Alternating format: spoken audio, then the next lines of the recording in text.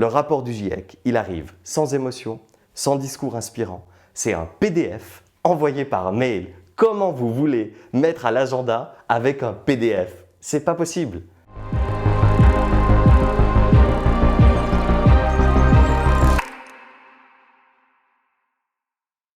Bonjour et bienvenue dans Pisser sous la douche ne suffira pas, l'émission qui fait avancer la réflexion pour mieux nourrir l'action. C'est une émission produite par Time for the Planet et aujourd'hui nous avons le plaisir d'être avec Jonas Schneider, journaliste, animateur, auteur, producteur et ensemble nous allons prendre le temps de discuter autour d'une grande question: comment le journalisme peut-il jouer un rôle dans la lutte contre le dérèglement climatique? Tu es dans le monde de l'animation finalement, un peu du journalisme depuis tout petit. Est-ce que tu peux nous raconter un petit peu ton parcours et qu'est-ce qui t'a amené à être le Jonas d'aujourd'hui? Mon rêve d'enfant, c'était de faire de la radio et de la télévision. Je rêvais de ça quand j'étais gamin. Je faisais des émissions de radio dans ma chambre. Je prévoyais des conducteurs d'émissions de radio. Alors, le jingle là, après je fais cette interview là, etc. Et donc très vite, j'ai voulu être animateur radio et journaliste.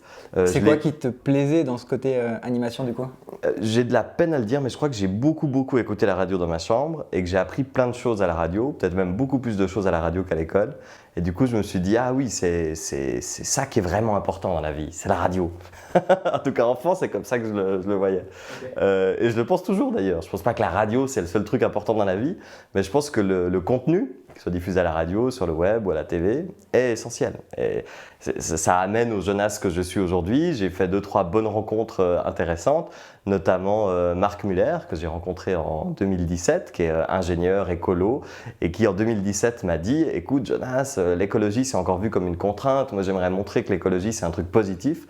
Ensemble on a fait une émission TV qui s'appelle Aujourd'hui, et donc si on s'intéresse à la version écolo de mon CV, c'est clairement cette émission-là qui ensuite m'a amené dans cette thématique. J'ai vu à quel point il y avait des fausses croyances, des fausses informations, des fausses perceptions sur l'écologie, et à quel point en faisant du contenu cool, soigné, avec des gens intéressants et intelligents, on pouvait casser ces fausses croyances, ces fausses perceptions, et puis aider les gens à faire la transition. Ok, top. Bon, on va développer justement tous ces sujets-là, mais si je comprends bien, est-ce que c'est cette rencontre-là qui a été un déclic pour toi, pour basculer entre guillemets de l'animation classique vers ce côté, la dimension écologique, environnementale, durable? Oui, je pense que j'étais déjà un journaliste engagé, et on va revenir sur ce mot-là parce que c'est un mot qui pose problème, qui pose plein de questions, mais pas engagé sur la question du climat, assurément pas. Et j'étais d'ailleurs personnellement un très gros pollueur. J'émettais 30 tonnes de CO2 par année, je l'ai calculé après, à l'époque je ne le calculais pas, ce qui est énorme, ce qui est bien au-dessus de la moyenne. Et j'ai réduit drastiquement mes émissions de CO2 en augmentant mes émissions écolo. Et donc, du coup, tu as sorti un bouquin là-dessus, oui. C'est lié à cette phase de prise de conscience quand tu avais écrit Écolo à profit, c'est suite à ta rencontre du coup et cette prise de conscience? Exact. Et jamais personne à l'époque où j'émettais 30 tonnes de CO2 par année, jamais personne m'a dit en émettant moins de CO2, tu gagneras plus d'argent. Parce qu'on utilise très peu ce levier. Et du coup, de manière assez provoque, j'ai écrit ce bouquin Écolo à profit. Le sous-titre, c'était « Comment j'ai sauvé un ours polaire et gagné plein de pognon ?» parce que je trouvais intéressant de pouvoir en parler de manière très décomplexée. Et je sais qu'à l'époque où j'avais une conscience écologique moindre, si on m'avait dit ça, j'aurais fait la transition. Pas pour être écolo, mais sincèrement pour gagner plein de pognon. C'est plus aujourd'hui mon moteur, mais à l'époque ça aurait été mon moteur. Et c'est trop bête de s'enlever cet argument. Ça ne devrait pas être tabou, on devrait pouvoir utiliser cet argument. L'exemple fameux, c'est l'exemple des voitures électriques. Si on voulait toutes et tous acheter une voiture électrique parce que c'est écolo, on l'aurait fait quand la voiture électrique elle n'était pas rentable. Aujourd'hui, la voiture électrique est rentable et c'est un moteur énorme pour que plein de gens achètent des voitures électriques parce que c'est rentable. Donc, il ne faut pas s'enlever certains arguments et surtout pas celui de l'argent. Ok, très clair. Du coup, si on reprend un peu cette notion justement là, d'argent, tu dis de engager, donc qu'est-ce qu'il y a derrière aussi? Avant de partir vraiment dans le journalisme et le côté réchauffement climatique, toi, dans ton parcours, il y a eu une action particulière, notamment avec Cœur à Cœur, si je ne dis pas de bêtises, où ça symbolise quand même ton engagement et il y avait cette collecte d'argent. Est-ce que tu peux nous dire ce que c'était? Et surtout, moi, ce qui m'intéresse, c'est comment tu l'as ressenti? Qu'est-ce que tu as eu après? Quel est devenu finalement l'argent que vous avez récolté aussi? Est-ce que tu as les impacts réels d'une telle action? Oui, donc Cœur à Cœur, c'est un projet suisse qui s'inspire à la base d'une idée belge. c'est de réunir des animatrices et des animateurs radio, des journalistes TV dans un cube de verre, diffusé 24 heures sur 24 comme Love Story à la télévision, à la radio, et puis que les gens peuvent venir voir aussi sur la place. Et dans ce cube de verre, on appelle les Suisses en l'occurrence à venir faire des dons. Faire des dons pour l'enfance. C'est vraiment la thématique clé, c'est l'enfance et les enfants en danger. Donc ça peut être les enfants victimes de violences, les enfants victimes de précarité, etc.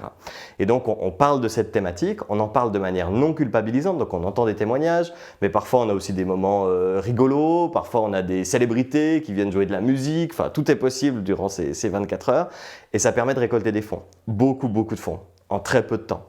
Et l'impact de parler de ça à la radio, à la télévision, et de voir des files de gens qui viennent avec leur porte-monnaie mettre dans la petite boîte de cœur à cœur 100 francs suisses, donc l'équivalent à peu près de 100 euros, 200 francs suisses, 200 euros. On avait des gens qui venaient comme ça tous les matins et qui mettaient 400 euros comme ça. Ça reste la Suisse avec un pouvoir d'achat assez confortable, donc quand les Suisses se mobilisent, c'est vraiment bluffant.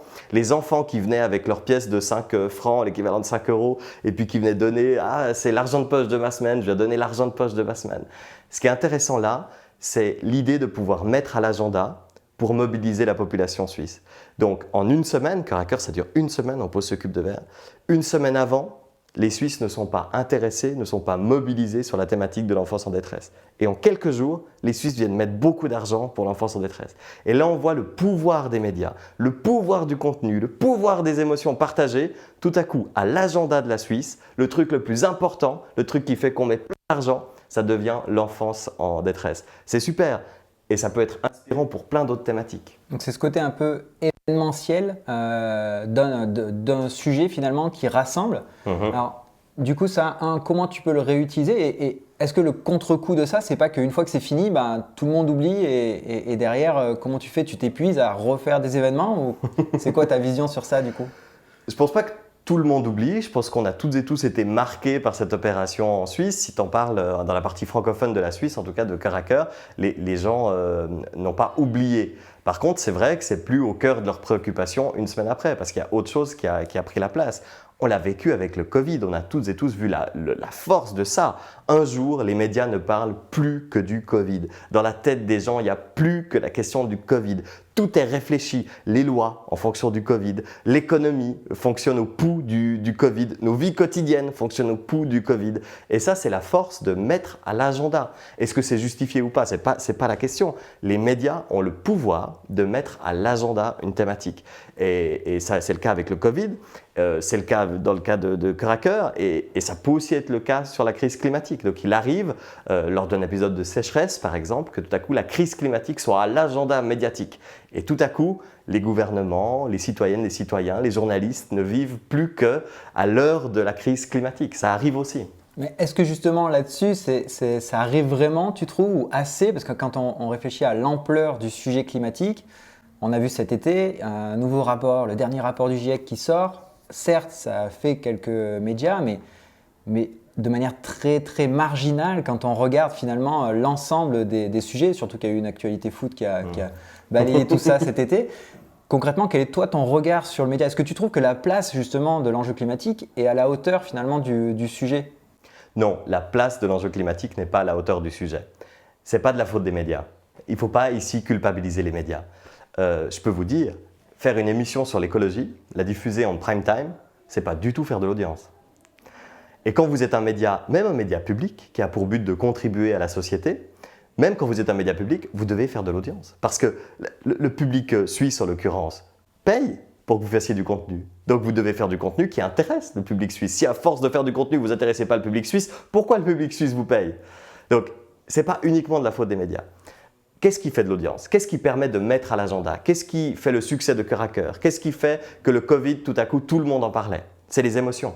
Pourquoi est-ce que pendant le rapport du GIEC, on a des matchs de foot et les gens parlent plus des matchs de foot que le rapport du GIEC? C'est qu'il y a plus d'émotions sur les matchs de foot.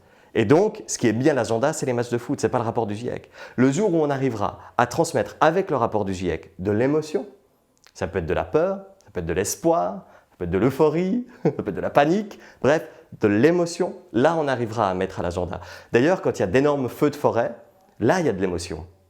Et là, tout à coup, il y a un intérêt populaire, les médias en parlent, tout le monde s'en empare, c'est mis à l'agenda. Est-ce qu'il y a un visuel? C'est quoi qui crée plus l'émotion dans ce cas-là? Alors, qu'est-ce qui peut créer l'émotion? Ça peut être le visuel, ça peut être l'idée d'être concerné. Le Covid, il y avait des images, il y avait, quand c'était qu'en Chine, mais pourtant on n'était pas vraiment concerné. Et tout à coup, on a le premier malade en France, le premier malade en Suisse. Tout à coup, on est concerné par les effets d'une crise dont on nous parlait avant. Et là, tout à coup, il y a de l'émotion. On panique, il y a toutes sortes d'émotions, mais il y a de l'émotion. On le voit avec la crise climatique. Quand tout à coup, il y a un effet de la crise climatique à côté de chez nous, alors là, tout à coup, il y a de l'émotion, tout à coup, tout le monde en parle. Donc ça, assurément, ça génère de l'émotion. Il y a aussi le discours qui peut générer de l'émotion. Il arrive que, dans le cas de la crise climatique, on ait des gens qui aient des discours particulièrement inspirants. C'est le cas de Greta Thunberg en partie. Et là aussi, on arrive à mettre à l'agenda par l'émotion uniquement grâce au discours.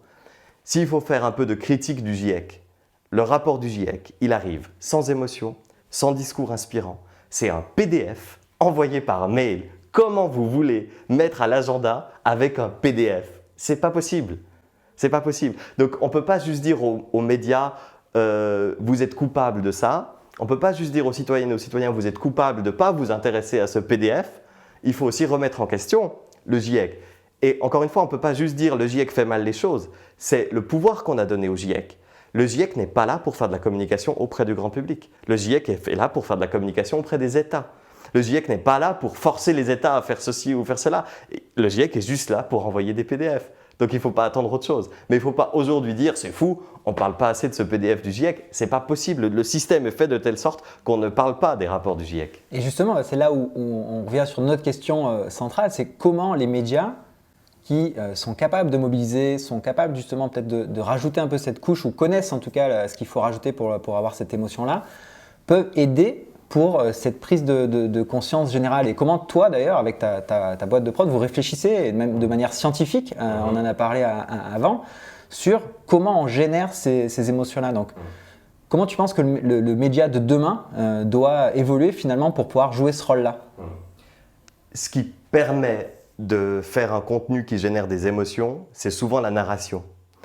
On pense souvent à la fiction quand on dit narration. Ah oui, les scénaristes qui écrivent des bonnes séries de fiction. Casa de Papel, par exemple. C'est une narration très intéressante. Mais il n'y a pas que la fiction. Le journal télévisé fait de la narration. Donc comment vous parlez, comment vous racontez une histoire d'actualité, c'est de la narration. Et donc nous, on est très intéressés par ça. Donc comment on fait du contenu qui a un impact positif. Et vu qu'on est ici des journalistes, qu'on travaille avec des journalistes, qu'on travaille avec des diffuseurs, y compris de services publics, on n'a pas le droit de faire de la manipulation.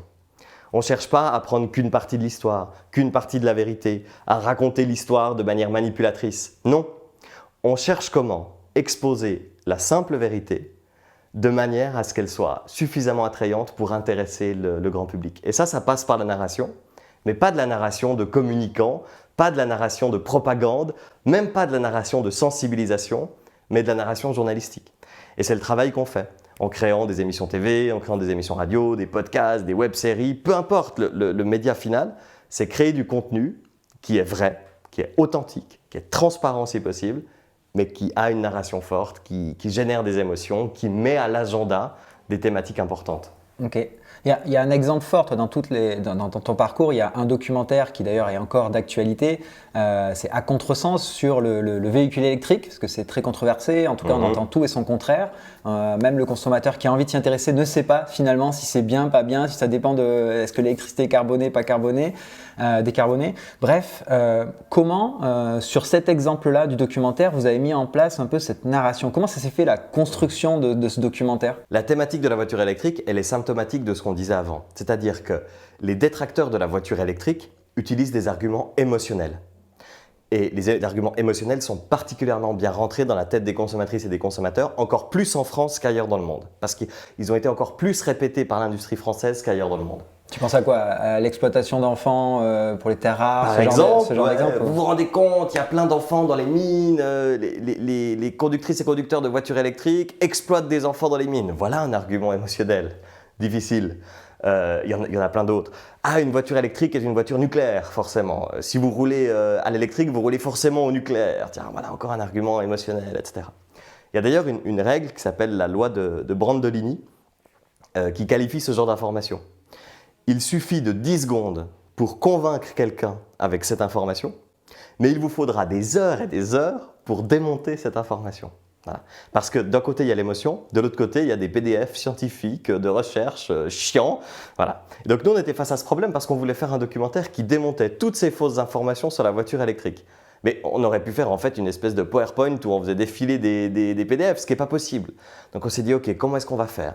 Alors, on était quand même assez excités par l'idée de cette enquête et on s'est dit, si on est assez excités par l'idée de cette enquête, peut-être que d'autres le seront. Donc on va montrer en fait les coulisses de l'enquête et on va embarquer le public dans les coulisses de l'enquête. Et on va permettre au public, grâce à ça, de comprendre à quel point il s'est fait avoir. Et il y a quelque chose d'assez excitant à voir un documentaire qui montre qu'on s'est fait avoir. Ah oui, je pensais ça. Ah non.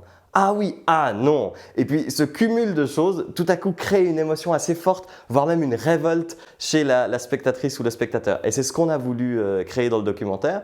Et je pense que c'est ça qui permet de faire que ce documentaire n'est pas chiant, mais permet quand même d'être scientifique. Parce que, en fait, ce documentaire, il y a quoi derrière ?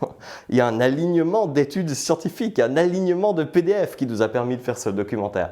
Mais on a cherché une forme, une narration qui est différente. Et c'est ça qui permet aujourd'hui que ce documentaire atteigne des gens et qu'on ait des milliers de personnes dans le monde, sûrement des centaines de milliers de personnes dans le monde plutôt, qui ont changé d'avis sur la voiture électrique. Et du coup, tu le dis, il y avait des croyances et c'est souvent ce qui bloque aussi à se mettre en action quand on est un citoyen lambda. Des fois, on ne sait pas vers quoi ou quelle solution aller, ni même si tel problème est vrai ou pas. Comment, tu le disais, là, les médias sur le rapport du GIEC ne sont pas les seuls responsables, évidemment, mais ils ont un rôle à jouer. Dans cette façon, on a le sentiment qu'il y a une problématique aussi de confiance dans l'information, avec les problématiques de fake news, on ne sait pas forcément les sources qui sont utilisées. Est-ce que tu penses que le journaliste doit évoluer pour justement rétablir un petit peu cette confiance ? C'est un vrai sujet, je pense, sur la thématique journalistique. Oui, les journalistes doivent faire davantage confiance à la science et avoir davantage recours à la science. D'un autre côté, les scientifiques doivent être plus médias compatibles. Il arrive régulièrement que des scientifiques n'aient pas confiance dans les médias et refusent des interviews auprès des médias en disant « Ouais, de toute façon, ils prennent qu'un extrait de ce que je dis, mes propos seront tronqués, etc. » À raison ou pas, je ne sais pas, mais en tout cas, les scientifiques doivent davantage aller dans l'arène médiatique. Ils doivent davantage être formés à aller dans l'arène médiatique. Quand vous êtes mauvais à la télévision en tant que scientifique, vous commettez un crime en 2021. C'est pas possible, vous ne pouvez pas être scientifique, avoir un savoir si important et ne pas le partager auprès du grand public. Dans plein de thématiques de l'écologie, il arrive que les scientifiques, entre eux, si vous les réunissez, se disent « Ah ouais, non, mais ce sujet, c'est bon, c'est acquis, la communauté scientifique est d'accord là-dessus, il n'y a même plus besoin d'en parler. » Et puis derrière, 200 km derrière, vous avez le public qui pense tout à fait autre chose, qui n'est pas du tout au courant de ça et qui n'est pas informé par ces scientifiques. Donc en tant que journaliste, il y a un risque, c'est qu'on aille davantage vers des politiciennes et des politiciens, qu'on aille davantage vers des lobbyistes, qu'on aille davantage vers des ONG, parce que tous ces gens parlent très bien à la télévision. Et on ne va pas suffisamment vers les scientifiques. Et il faut qu'on aille davantage vers les scientifiques. Donc les deux camps doivent travailler. Le camp scientifique doit davantage travailler sa communication médiatique et les médias doivent davantage avoir recours aux scientifiques. Ok, donc ça c'est très clair, c'est un axe fort. Il y en a un autre, je voulais avoir ton avis, c'est quelque chose, nous au sein de Time for the Planet, on le partage et on le voit pour donner la confiance, c'est la transparence, tout simplement. Le métier de journaliste, par défaut, on a le sentiment que la transparence, c'est pas naturel, parce qu'au contraire, chacun garde ses sources. Est-ce que du coup, c'est compatible ou est-ce que c'est utopiste ou vraiment, demain, on peut partager les sources et faire un journalisme transparent ? Il faut le faire. En fait, on vient d'un monde où il y avait l'argument d'autorité. Donc, vous y croyez parce que c'est sur France Télévisions. Point. Passez à autre chose. C'est sur France Télévisions, il y a le logo, vous devez y croire. Les scientifiques ont aussi vécu ça. C'est l'université de ça, vous devez y croire, passez à autre chose. Et on est passé de cet argument d'autorité à ce qu'on appelle l'open science, par exemple, en science. Donc la science a fait cette transition vers l'open science, la transparence totale. N'importe qui peut avoir accès aux hypothèses, aux données, aux sources des études scientifiques. Les journalistes n'ont pas encore fait ce pas et il va se faire, j'en suis persuadé. Parce qu'aujourd'hui, vous ne pouvez plus juste dire il faut que vous y croyiez parce que c'est sur France Télévisions. Ça ne fonctionne pas. Donc il faut qu'on passe à l'open journalisme. Il faut que les journalistes acceptent de mettre à disposition leurs sources, à part quand elles sont problématiques. Mais là, on parle d'une toute petite portion du journalisme où la source doit être protégée, par exemple. Il arrive. Mais c'est une toute petite portion. On nous rétorque toujours ça. Ah oui, mais il y a la protection des sources. Oui, mais sur 4% des informations, dans le reste du temps, il n'y a pas de protection des sources. La source n'a pas besoin d'être protégée. Donc vous pouvez la dévoiler. Vous pouvez être davantage transparent. La presse écrite en ligne l'a fait avec des hyperliens. Il y avait des outils tout simples. Il suffit de cliquer sur l'information, puis on atteint la source. La presse audiovisuelle ne l'a pas fait. Et je pense honnêtement que c'est un problème. Et je pense honnêtement qu'on pourrait restaurer une partie de la confiance du public pour la presse audiovisuelle si TF1, si France Télévisions, si Radio France trouvaient un moyen technologique, technique ou même juste grâce au web pour avoir plus de transparence dans les informations données. Donner accès au public aux sources. Et ça, du coup, toi, de l'intérieur, tu sens que c'est quelque chose qu'il faut faire, mais il y a déjà des évolutions vers ça ou pas du tout? Ou est-ce que les acteurs en tant que tels ont la même vision que ce que tu partages et sont conscients de ça ou pas du tout? Qu'à moitié, je dirais. Ouais, qu'à moitié. Les médias n'ont pas compris le pouvoir de la transparence. La vraie transparence. Donc la transparence sur les sources. Il existe des projets de transparence où on peut par exemple aller consulter le CV d'une journaliste ou d'un journaliste. Plusieurs médias l'ont mis. Alors c'est pas mal parce qu'on voit si il ou elle a une expérience scientifique dans le domaine qu'il ou elle aborde par exemple. Mais en fait, le CV, c'est l'argument d'autorité. Donc c'est vous dire, regardez ce que j'ai fait dans le passé, donc il faut croire ce que je fais actuellement. Mais on n'est pas dans un monde qui fonctionne comme ça. Si je veux croire ce que vous faites actuellement, il faut que vous me donniez les sources de ce que vous faites actuellement. Pas que vous me disiez, oui, j'ai été 3 fois champion du monde de natation, donc maintenant, croyez-moi, je peux nager vite. Non, le monde actuel ne fonctionne plus comme ça. Donc il faut de la vraie transparence, de la transparence sur les informations données. Il faut arrêter avec cet ego de l'argument d'autorité, de moi je suis journaliste, les gens doivent me croire. Ça vraiment, il faut qu'on arrête. Aujourd'hui, la confiance, elle se mérite. Et elle se mérite par la transparence. Tu as eu l'occasion dans ta carrière de travailler sur plusieurs formats, animation radio, TV, des documentaires courts, longs. Concrètement, est-ce que tu as un recul aussi sur le format? Est-ce que le format doit évoluer? On parle beaucoup de l'ancienne presse, entre guillemets, et puis les chaînes YouTube ou Internet. Est-ce que c'est aussi simple que ça? Est-ce que c'est quoi le média finalement de demain pour vraiment faire passer les sujets environnementaux? De ton retour d'expérience, oui. En tout cas, ce qui marche le plus peut-être? On a souvent tendance à confondre le média et le format. Donc, par exemple, un documentaire de 52 minutes diffusé à la télévision peut cartonner sur YouTube. Ça arrive très régulièrement que le truc le plus vu sur YouTube, c'était aussi un truc fait pour la télévision, qui n'a pas marché à la télévision, mais qui a fonctionné sur YouTube, avec un format pur TV. Donc, j'ai pas de solution toute faite, mais il y a déjà quelques fausses croyances qu'on peut casser. L'idée que sur le web, ça doit être court. Ça, c'est une connerie. C'est une connerie qui nous a été mise par les publicitaires, parce que c'est vrai que les pubs sur le web, on ne veut pas qu'elles soient longues. Mais le contenu sur le web, on veut qu'il soit long, on veut qu'il soit complet, pas besoin d'être court. Donc ça, déjà, on peut péter cette fausse croyance-là sur le format. Après, il ne faut pas oublier que la radio et la télévision, ça reste, même si on n'arrête pas de dire que c'est un peu ringard, que c'est en perte de vitesse, etc., et c'est partiellement vrai, ça reste extrêmement puissant. Et qu'aujourd'hui, on change des mentalités grâce à des informations passées sur la télévision ou sur la radio. Donc il ne faut pas abandonner rapidement ces médias en disant non, l'avenir c'est le web, on va tout faire sur le web. Cette erreur a été faite sur le podcast natif. Le podcast natif, c'est de l'audio fait uniquement pour le web et qui ne passe pas d'abord en radio. Aujourd'hui, le podcast natif a quelques succès, mais rien à voir avec la radio qui cartonne vraiment. Mais quand on est dans le petit milieu, jeune, cool, etc., on a l'impression que le podcast natif a remplacé la radio. Pas du tout! La radio est encore massivement écoutée à la radio et en plus réécoutée sur le web. Et puis droit derrière, il y a le podcast natif, mais qui n'a pas du tout remplacé la radio. Donc, il faut faire attention avant de condamner les anciens formats. Ils ont encore beaucoup d'impact. Et il ne faudrait pas que nous, jeunes, cool, dans les médias, etc., on pense qu'il faut absolument faire du podcast natif sur le web pour avoir de l'impact. Non, l'histoire est beaucoup plus complexe et globale que ça. Ouais, je comprends complètement. Et du coup, le documentaire que vous avez fait finalement, si je reprends sur À Contresens, il a quand même eu initialement en termes de diffusion, on était plutôt peut-être sur la partie médias, Internet. Pourquoi aujourd'hui on ne le voit pas partout sur les écrans ou sur du grand public, sur un France 2. Alors là, il y a deux questions derrière. C'est comment ça se passe aussi dans le monde journalistique pour pouvoir avoir un documentaire diffusé? Parce qu'on ne connaît pas forcément. Est-ce que toi, tu peux nous, avec cet exemple-là, nous dire comment ça se passe? Parce que c'est beau dans la théorie, je te rejoins, il faut être partout, mais dans les faits, c'est peut-être pas si évident.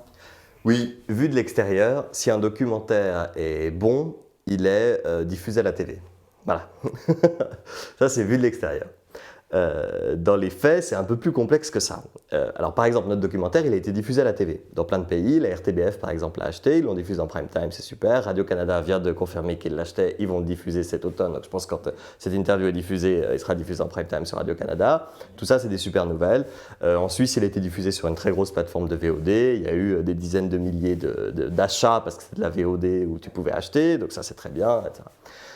On continue de discuter, notamment avec la France, avec les diffuseurs que vous avez cités, France Télévisions, on est en discussion avec eux, avec d'autres diffuseurs français.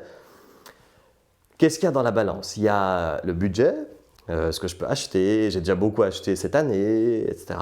Il y a la thématique, ah j'ai déjà acheté un documentaire sur cette thématique cette année, ah ouais, du coup je ne vais pas racheter un autre documentaire. Il y a l'origine, j'aimerais en tant que diffuseur français d'abord promouvoir le cinéma français et ensuite le cinéma suisse, ce qui est honorable. Voilà. Donc, et puis après il y a les goûts personnels. Ah non, moi je pense que personne n'est intéressé par la voiture électrique. Ah, ah non, moi je pense que moi j'ai déjà acheté une voiture électrique, tout le monde sait que tout le monde sait que la voiture électrique est plus écolo, pourquoi est-ce qu'il faudrait un film qui le reprouve? Voilà, il y a un peu des perceptions personnelles à l'intérieur des médias. Et quand tout ça se cumule, ça fait que c'est assez incertain d'avoir un film diffusé à la télévision. C'est pas sûr, c'est pas parce que le film est bon qu'il est diffusé ou parce que le film est vrai qu'il est diffusé. Donc on est encore en discussion avec des diffuseurs français. Je vous avoue qu'il est particulièrement difficile de diffuser ce film avec des diffuseurs français. Voilà. On a eu plus de facilité dans d'autres pays qu'en France. Après, du coup, il y a peut-être d'autres, tu le disais aussi, il y a d'autres formats pour peut-être toucher la télé. D'ailleurs, qu'est-ce que tu penses toi aujourd'hui des formats type émission aujourd'hui qui existent, enfin, en Suisse ou peut-être en France? C'est quoi ta vision des médias aujourd'hui? Si je caricature, on a on parlait de l'audience ou d'événementiel, tu vas avoir des émissions type Touche pas à mon poste, puis d'autres type quotidien, qui sont complètement différents. C'est quoi toi ton regard à titre personnel? Et puis leur place finalement, parce que du coup il y a des grosses audiences, donc est-ce que finalement il faut rajouter une conscience écolo forcément sur ces médias ou pas? C'est peut-être pas leur raison d'être initiale, donc c'est une question complexe, non? Ben, déjà, de l'extérieur, avant de parler de mes goûts personnels qui ont que peu d'impact sur cette vidéo, enfin on s'en fiche quoi, que je préfère Hanouna ou Barthès ou France 5 ou Arte, on s'en fiche. Si on parle d'un message aussi important que le climat, il faut se dire ok, vu que le message est important à passer, il faut qu'il passe là où il y a le plus d'audience. Voilà. Donc ça sert à rien de se dire ah, le climat ça va être le truc d'Arte et France 5. Ce qui a été un peu fait dans les médias jusqu'alors, hein, de dire ah oui, France 5 ce sera la chaîne très nature, environnement, climat, etc. Je crois que France 3 aussi, on disait ah France 3 ce sera la chaîne écolo. Non, voilà. Donc l'écologie et le climat, il doit être traité en prime time, donc dans les journaux télévisés, il doit être traité chez Hanouna d'une manière ou d'une autre, dans Quotidien d'une manière ou d'une autre, et ça c'est essentiel. Et voilà. Pourquoi ça ne l'est pas trop aujourd'hui alors? Mais ça ne l'est pas parce que ça ne fait pas d'audience. Un Cyril Hanouna n'a, et ce n'est pas une critique, mais Cyril Hanouna n'a en tête que l'audience. C'est ça qui en fait un animateur et un producteur brillant, adoré par les chaînes TV, adoré par le grand public, etc. Il sait exactement comment obtenir de l'audience. Et la manière la plus simple d'obtenir de l'audience, ce n'est pas de parler de l'écologie. Voilà. Il y a 2-3 contre-exemples que tu peux me sortir, le film Demain par exemple, c'est un contre-exemple. Mais c'est des minuscules contre-exemples. De manière générale, le meilleur moyen de faire de l'audience, c'est pas de parler d'écologie. Il vaut mieux parler d'Éric Zemmour, il vaut mieux parler des problèmes de télé-réalité. Il y a eu un clash énorme dans les Marseillais. Ça, on sait par exemple que ça fait de l'audience chez Cyril Hanouna. Est-ce qu'on peut le critiquer pour ça? Non, son métier, il est payé pour faire un maximum d'audience et il le fait brillamment. Donc c'est ce système finalement qui dirige par l'audience. Si on caricature le capitalisme par l'argent, et là, dans le système des médias, c'est vraiment par l'audience. Mais l'audience, c'est le reflet de l'intérêt de la population. Et donc, c'est très confortable de critiquer l'audience, mais en fait, ce qu'on critique quand on critique l'audience, c'est l'intérêt des gens. Voilà.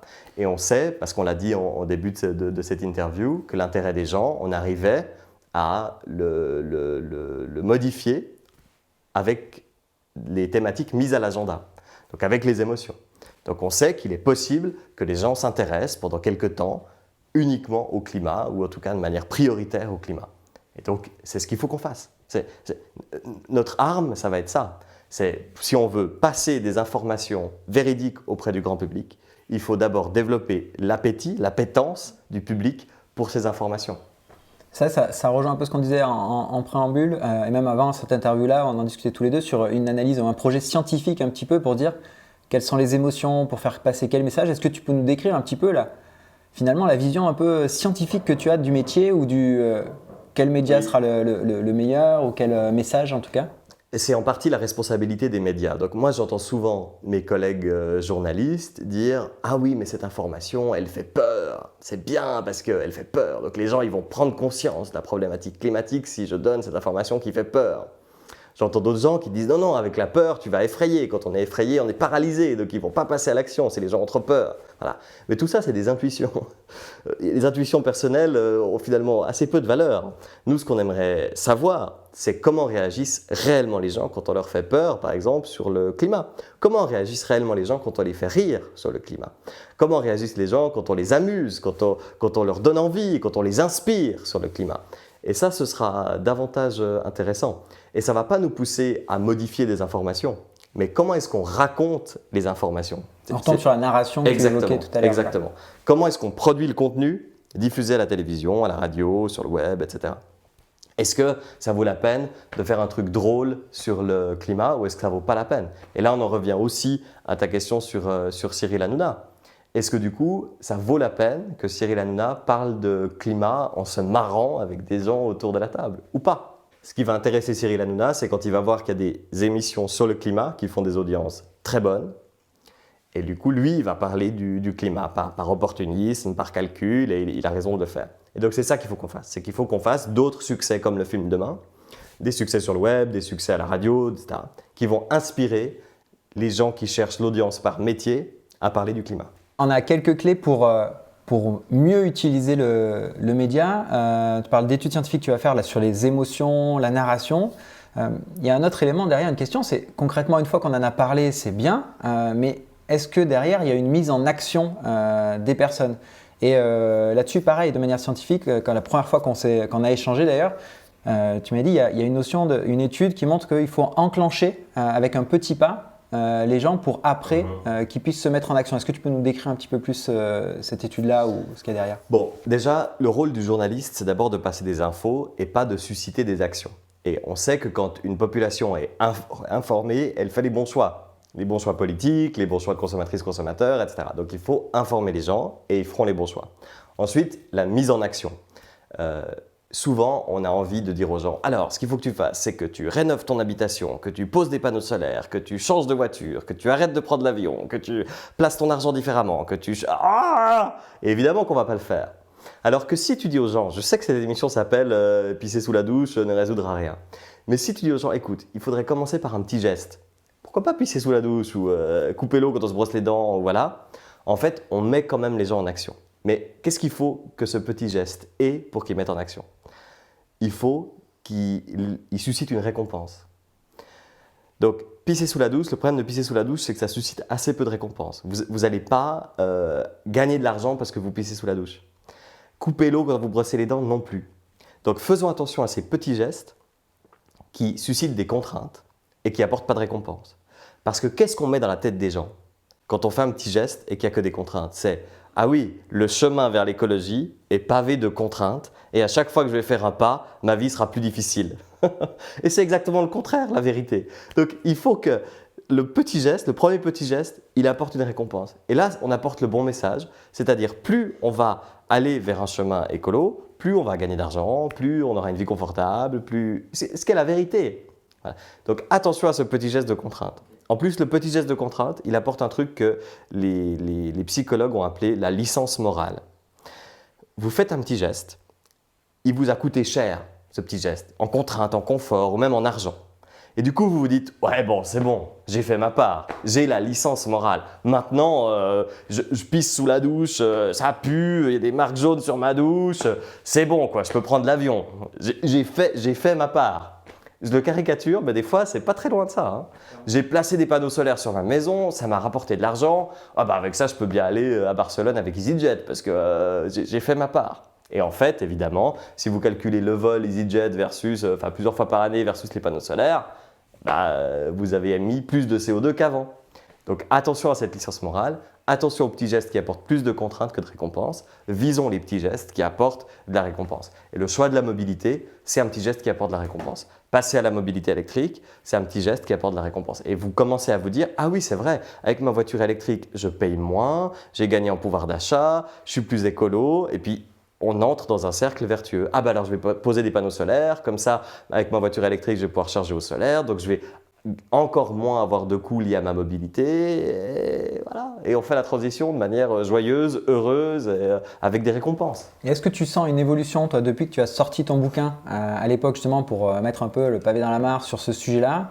Et aujourd'hui, je pense notamment la dernière fois qu'on avait échangé avec Marc, dans l'associé, il mettait l'exemple Tesla, qui à la fois provoque un peu pour le monde écolo, mais qui illustre bien ça, sur le fait que c'est devenu presque sexy du coup d'avoir cette voiture électrique. Est-ce que du coup, toi, tu as vu une évolution sur la voiture électrique et même sur d'autres sujets justement? Oui, Tesla, c'est la méthode américaine, c'est le marketing à l'américaine qui effectivement rend sexy la mobilité électrique. Et d'un autre côté, vous avez quand même des militants écologistes qui sont contre ce marketing américain qui nous a fait tant de mal, et ils ont raison. Donc Tesla, à la fois, a crispé ces gens-là en disant « Ouais, mais la voiture électrique, en fait, c'est le capitalisme américain, c'est le néolibéralisme, c'est Elon Musk, c'est pas une figure écolo, c'est la figure du capitalisme. » Donc ça a crispé ces gens-là, mais d'un autre côté, ça a convaincu toutes celles et ceux qui étaient acquis à ce système néolibéral, qui sont séduits par le marketing américain, et Dieu sait qu'ils sont nombreux et nombreux, et ces gens-là, au moins, ont fait la transition. Donc on a besoin de Tesla notamment, mais on a besoin d'autres marques qui séduisent aussi des gens qui n'ont pas cette sensibilité marketing américain. C'est quand même important d'avoir les deux. Okay. Mais c'est vrai que le côté décomplexé manque un peu à l'écologie. Et c'est ce qu'on disait quand on parlait de parler de l'argent en écologie. On est un peu complexé parce que, ah oui, mais d'un autre côté, il faudrait plutôt appeler à la décroissance, il faudrait plutôt revoir la question de la rémunération et de l'argent, etc. Donc du coup, je ne vais pas parler de l'argent. Voilà. Donc un but idéal, un peu avec une utopie, de dire, on va essayer de se passer de l'argent. Donc j'ose même pas parler de l'argent. Mais aujourd'hui, pour faire la transition, il faut parler de l'argent de manière décomplexée. Et peut-être dans un second temps, se passer de l'argent. Pourquoi pas? Mais aujourd'hui, demain matin, si je veux convaincre ma maman de passer à la mobilité électrique, je vais lui parler de l'argent. Je vais lui dire, en fait, c'est très profitable. Je vais me dire profit. C'est très profitable de passer à la mobilité électrique. Et il faut qu'on soit décomplexé là-dessus. Et du coup, est-ce que tu as d'autres exemples? Parce que ton livre était orienté là-dessus. Est-ce que tu as d'autres exemples qui allient un petit peu un petit geste et cette notion de profit? Parce que je l'entends sur le véhicule électrique, mais il n'est pas si évident que ça. Demain, pour acheter une voiture électrique, ça coûte encore cher. Ça met du temps à se mettre en place. Ce sera rentabilisé. La plupart des gens achètent quand même leur voiture en leasing. Donc que ce soit cher au début puis moins cher à la fin, ça se lisse quand vous payez de toute façon un leasing. Donc il y a plein de moyens de montrer que c'est profitable la voiture électrique. Et c'est vrai, le discours, surtout, je vois encore régulièrement les émissions françaises Automoto, Turbo, etc., qui nous rabâchent sans cesse. Ah oui, mais la voiture électrique est plus chère à l'achat. La voiture électrique est plus chère en CO2 à l'achat parce qu'il a fallu plus de CO2. Puis on s'arrête là, juste de dire voilà, à l'achat, à l'achat, à l'achat. Mais ma voiture, elle coûte cher pas à l'achat. Ma voiture, elle coûte cher tous les jours. Quand je vais faire le plein, ça coûte cher une voiture. Et en écologie, c'est pareil. Quand je vais faire le plein, ça coûte cher en CO2. Voilà.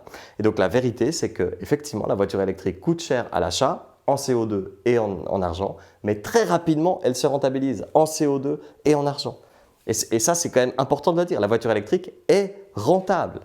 Voilà. Avant d'être chère à l'achat, la voiture électrique est rentable. Il y a un moyen d'économiser de l'argent. Est-ce que tu as d'autres astuces, entre guillemets, oui. ou exemples pour illustrer Les autres exemples, ils se situent souvent dans le bâtiment.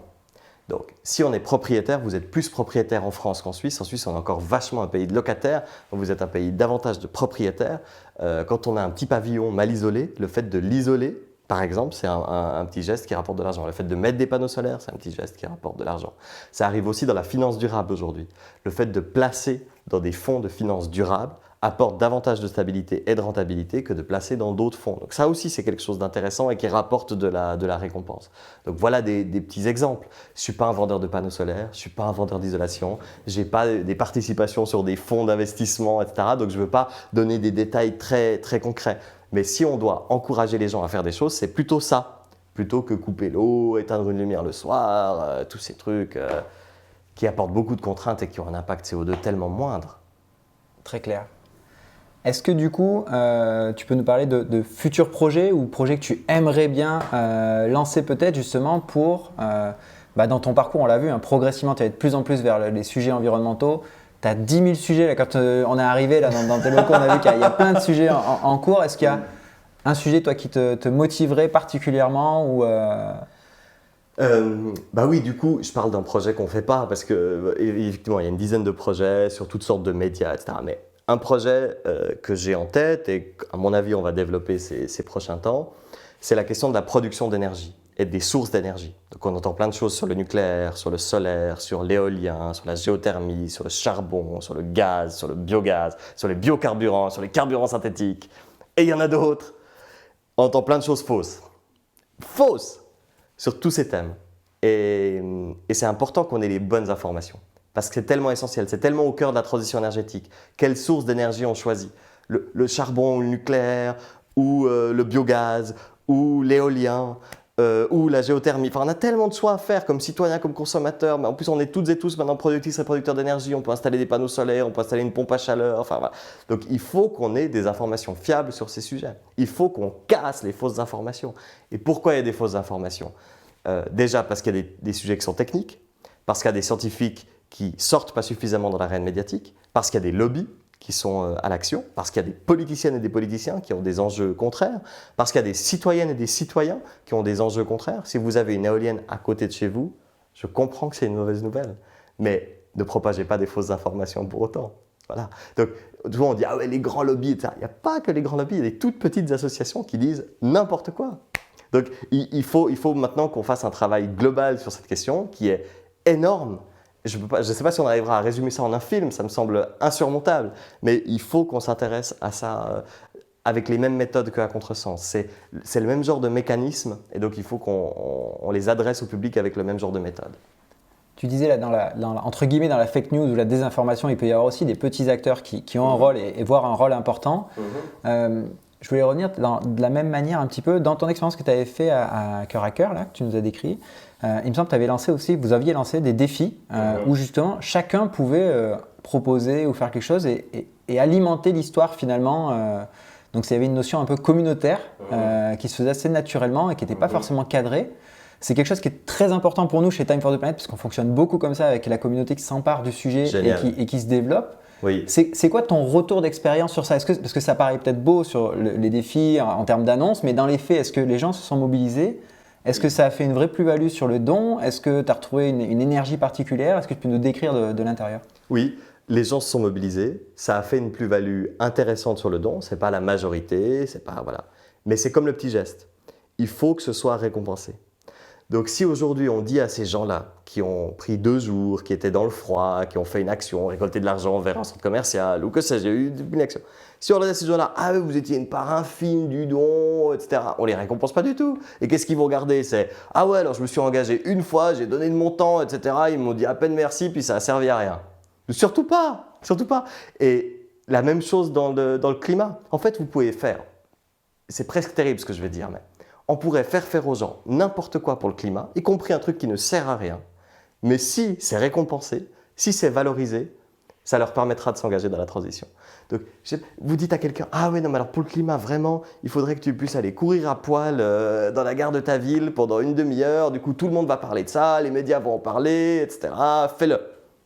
Et si elle ou il le fait, et qu'ensuite, ça lui permet de gagner de l'argent, ça lui permet d'avoir de la reconnaissance de ses proches, les gens l'applaudissent, on lui reparle de ça encore quelques jours après en la félicitant ou en se marrant, et ben, qu'est-ce que cette personne va garder? C'est « Ah ouais, j'ai dû faire un truc un peu compliqué, mais ça a valu la peine, parce qu'après j'ai été récompensé de le faire. » Et donc, c'est ce mécanisme-là qui est à l'action, que ce soit dans Cœur à Cœur quand on fait des défis, que ce soit dans votre cas quand vous lancez des défis à la population, il faut faire extrêmement attention à ça.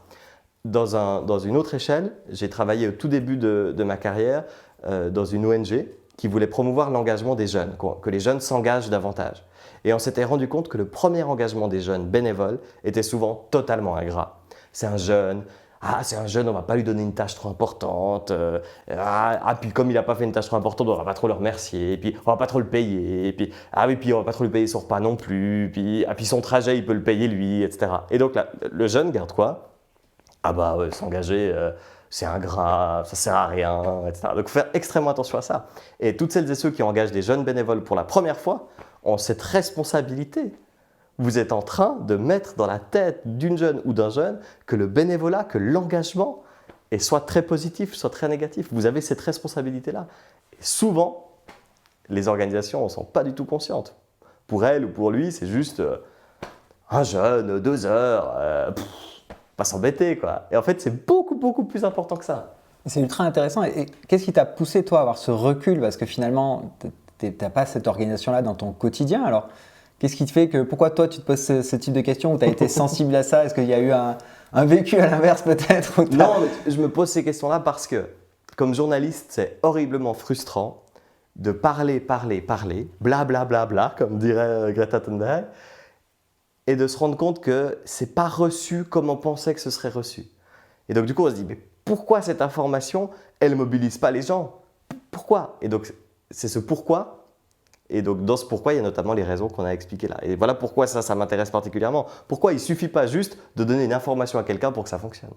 Et du coup, je vais écouter tes conseils et on va remercier notre communauté d'associés et d'actionnaires et tous ceux qui regardent aussi et qui écoutent du coup cette émission. Les féliciter et tu vas pouvoir toi aussi les remercier directement parce qu'ils ont contribué, ils ont fabriqué un petit livre d'or et c'est le rituel en fin d'émission. Trop bien. Et donc on va te donner ce livre d'or, tu peux nous remettre un petit mot à nous et du coup à l'ensemble des associés Time for the Planet. Avec plaisir. Trop bien. Un grand merci Jonas. Merci.